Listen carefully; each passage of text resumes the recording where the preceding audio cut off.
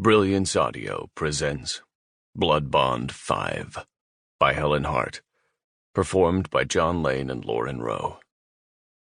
The only place I'd been in the last 12 hours was the hospital. Also in my car, but mostly at work. Had I stopped? Yes, I stopped this morning to fill my gas tank.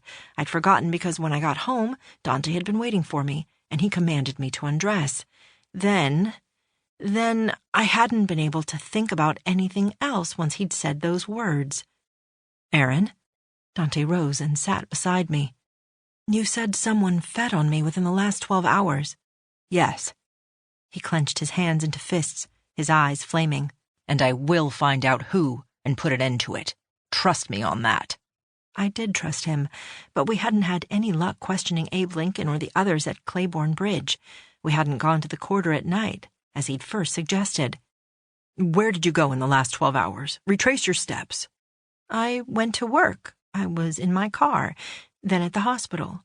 On my way home, I stopped to fill up my tank, but that's it. When I got here, you were waiting for me." "A vampire could have stopped you during any of that. Or you could have gone somewhere else and been glamoured into not remembering it." My skin chilled, and I rubbed my arms to ease the goose flesh. Nausea welled in my throat, and I swallowed. "I can't stand this. I feel so used." "I know, baby. No vampire should take blood from a human unless he has consented. Outside of an emergency, of course." Maybe this was an emergency. But I didn't believe the words even as they tumbled from my mouth. "We can't rule that out, but I'm not buying it. If it were an emergency, it wouldn't have happened more than once. Your scent is strong, Erin, strong and delicious and nearly impossible to resist. Someone knows you and has been feeding on you. Not every day, thank goodness, which means it's probably not someone at work." Then I trembled. I'd been going somewhere, most likely in my car, and I didn't even know it. Dante stared at me, his fangs lengthening until the points protruded between his lips still smeared with my blood. "Listen to me. I will not let anyone harm you. I will find who's been doing this to you, and I will put a stop to it. Trust me, Erin, I will do everything to protect you." I think. My mind whirled back to that night, the hunger, the desperation. I'd torn open those clear bags and poured the nectar onto my face and down my throat. And then, Erin. Her scent, her irresistible scent, that earthy dark chocolate and smoky truffles, the lusty Cabernet, the tin, the copper. The urge to take her with my teeth had come at me like a raging fire. Somehow I was able to hold back. Even now I wasn't sure how I'd managed.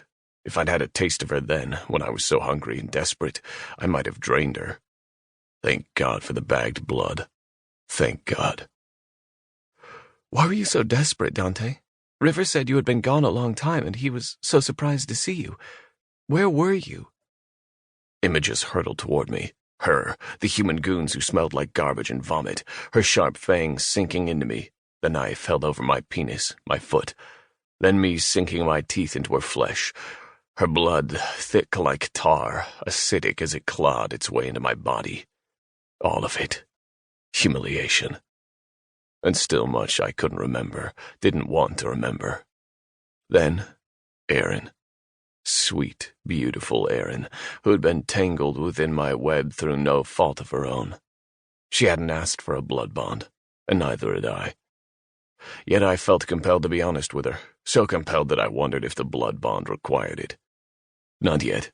I couldn't taint Erin with the horrors of my past. I just couldn't.